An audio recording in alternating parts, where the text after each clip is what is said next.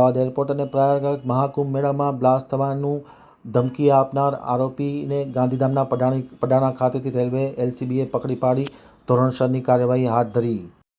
હવે જોઈએ અમદાવાદ આમતક ન્યૂઝ બ્યુરોનો એક વિસ્તૃત અહેવાલ. Ahmedabad railway station, Ahmedabad airport અને કુંભ મેળા પ્રયાગરાજમાં બોમ્બ બ્લાસ્ટ કરવાની ધમકી આપનાર આરોપીને ગણતરીના કલાકમાં એલસીબી પશ્ચિમ રેલવે અમદાવાદની ટીમે ઝડપી પાડેલ હતા. આરોપી તરીકે અરુણકુમાર દિનેશચંદ્ર જોશી, ઉંમર વર્ષ 32, રહેવાસી ગાંધીધામ પડાણા, શાકભાજીની લારી અને કરિયાણાની દુકાન ચલાવતા શખ્સે આ પ્રકારનું કરતૂત કરતાં તાત્કાલિક અસરથી પોલીસે પકડી પાડેલ છે.